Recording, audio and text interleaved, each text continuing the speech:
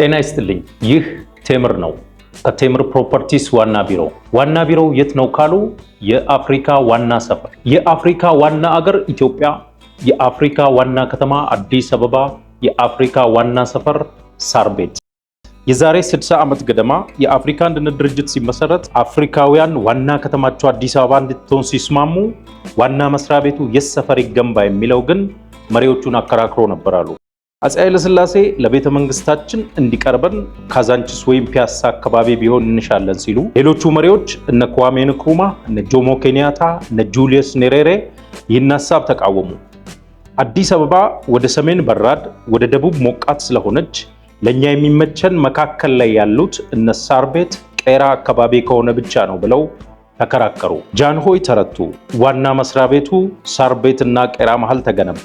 እንዲገነባ የተፈለገው መኖሪያ ቤት ቢሆን ኖሮና ጊዜው አሁን ቢሆን ኖሮ ቴምር ያለምንም ክርክር ለሁሉም በሚመቻቸው አካባቢ እንደ ፍላጎታቸው ይገነባላቸው ነበር። እርሶስ ዋና መስሪያ ቦታው ወይም መኖሪያው የት እንዲሆን ይፈልጋሉ? እንደ ጃንሆይ ካሳንቺስና ፒያሳ ወይስ እንደነ ኳሜ ንክሩማ ሳር ቤት፣ ቄራ ወይስ ቡልጋሪያ? እነዚህን ጨምሮ በ8 ሳይቶች ላይ ቤት ከባለ 1 እስከ ባለ 3 መኝታ፣ ሱቅ ከ16 ካሬ ጀምሮ በፍጥነት እየገነባንና በፍጥነት እየሸጠን እንገኛለን።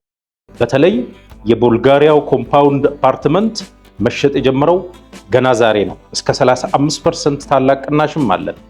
ለተጨማሪ መረጃ በዚህ ስልክ ይደውሉ። የቴምር ቤተሰብ ይሁኑ። ቴምር ፕሮፐርቲስ፣ የህልሞ ማረፊያ።